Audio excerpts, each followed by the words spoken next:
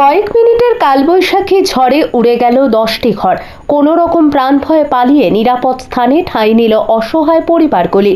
রাতের অন্ধকারে চরম আতঙ্কের মধ্যে থাকতে হয়েছে একাধিক পরিবারকে। ঘটনাটি নদিয়ার শান্তিপুর থানার গয়েশপুর গ্রাম পঞ্চায়েতের অন্তর্গত হিজুলি মুসলিম পাড়া এলাকার। গতকাল রাতে হঠাৎ কালো মেঘে ছেয়ে যায় গোটা এলাকা। শুরু হয় ঝোড়ো হাওয়া। এরপর হঠাৎ কিছুক্ষণ দমকা হাওয়া বইতে থাকে। আচমকা দমকা হাওয়াতেই কিছু বুঝে ওঠার আগেই বাড়ির চাল উড়ে চলে যায়। ছোট ছোট বাচ্চাদের নিয়ে প্রাণ ভয়ে ছুটে পালান এলাকাবাসীরা। এক এক করে প্রায় 10টি বাড়ি ভেঙে তছনছ হয়ে যায়। এলাকাবাসীর দাবি, রাতের অন্ধকারে কোনো রকমে পালিয়ে প্রাণে বেঁচেছিলেন তারা। সেই কারণে চরম আতঙ্ক এখনও তাদের মনের মধ্যে রয়েছে।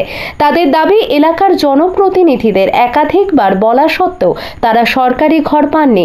সেই কারণেই ভাঙা টিনের ঘরেই বসবাস করতে হয় তাদের। আগামী দিনে আরও ঝড় বৃষ্টি হওয়ার সম্ভাবনা রয়েছে।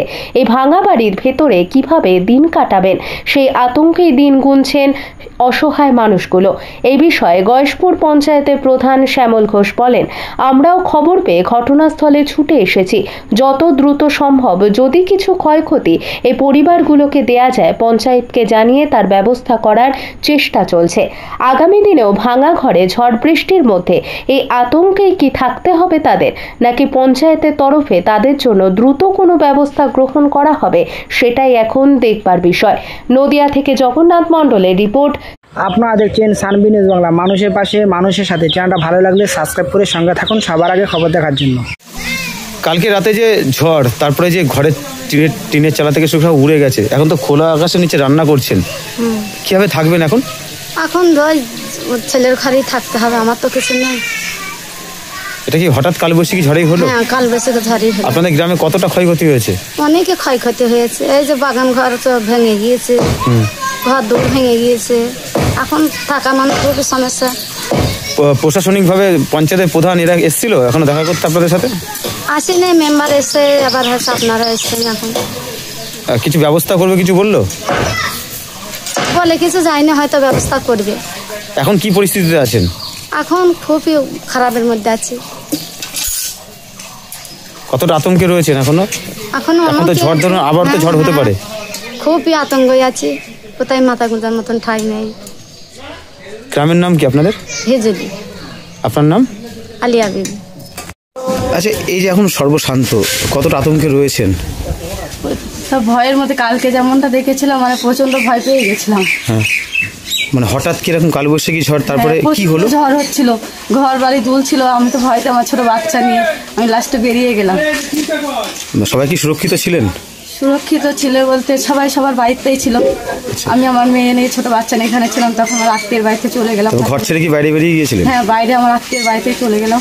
দেখা যাচ্ছে সর্বস্ব তো উড়ে গেছে, টিনের চালা থেকে শুরু করে। কিভাবে এখন বসবাস করবেন? আমি তো এখন আমার জায়গা নেই বসার, আমার এই বাড়িতেই থাকতে হবে। এখন কিছু একটা করে থাকতে হবে। আপনারা যাতে আমাকে মানে একটু হেল্প করেন। সরকারি ঘরের জন্য আবেদন করেছিলেন? হ্যাঁ, আবেদন করা আছে। পাননি? না, এখন এই বলছে আসবে আসবে করে জিজ্ঞাসা করা হয় মেম্বারকে। কি করেন পেশায় আপনার? মানে এই কোয়াক ডাক্তারি করেন। আচ্ছা, ভালো চলে না সময় বিশেষ। এখন আতঙ্কের মধ্যে রয়েছে। হ্যাঁ। বাচ্চা কটা রয়েছে বাড়িতে? একটা বাচ্চা, আমার 1 বছরের। এখন কি ঘর দোর সব গোছ করছেন? ঘর তোর গোছ করছি বলতে ওইগুলো তো বৃষ্টি আসলে ভিজে যাবে, ওর জন্য কিছুটা যদি রাখা যায়, ওর জন্য গোছাচ্ছি। কি নাম আপনার? আমার নাম রাশিদা খাতুন। গ্রামের নাম? হিজুলি মুসলিম পাড়া। দাদা, গতকাল রাতে হঠাৎ কালবৈশাখী ঝড়, যেটা এই যে মুসলিম পাড়া এলাকায় প্রায় 10-12টা বাড়ি একই সাথে কিন্তু পুরো ভেঙেছিল, চুরমার হয়ে গেছে, টিনের চাল উড়ে গেছে, পরিবারগুলো অসহায় রয়েছে। আপনি তো পঞ্চায়েত প্রধান, কীভাবে পাশে দাঁড়াবেন কি মনে করছেন? কালকে যে গত রাত্রে ঝড়টা হয়েছে না, সাংঘাতিক ঝড়। আমাকে সকালবেলা এখানকার মেম্বার আসাদুল, লতিফ ভাই আছে, এরা ফোন করেছিল। আমি সকালে এসেছিলাম, এখানে প্রায় দুই বুধ মিলিয়ে প্রায় 15-20টা ঘর ক্ষয়ক্ষতি হয়েছে। এদের পাশে আমরা আছি, আমাদের ঊর্ধ্বতম কর্তৃত্বকে জানিয়েছি, পাশে আছি, থাকবো। তারা কিন্তু প্রত্যেকে বলছে যে সরকারি ঘরের জন্য আবেদন করেছিলেন, তারা এখনও পায়নি, আর সেই টিনের চালে কিন্তু বসবাস করতে হচ্ছে। আর কালবৈশাখী ঝড়ে তারা আজকে পরিবার ছাড়া প্রায়। কি বলবেন? সরকারি ঘরের জন্য আবেদন করেছে, টাকা অ্যালটমেন্ট হলেই পাবে। তো এখন মাথা গোজার ঠাই তাহলে কীভাবে করবো? আমরা জানিয়েছি, বিডিও সাহেবকে জানিয়েছি, আমাদের এমএলএ সাহেবকে বলেছি, ঠিক আছে কী ব্যবস্থা করে, আমরাও পাশে আছি। আপনার নাম? শ্যামল ঘোষ, গয়াসপুর অঞ্চল প্রধান।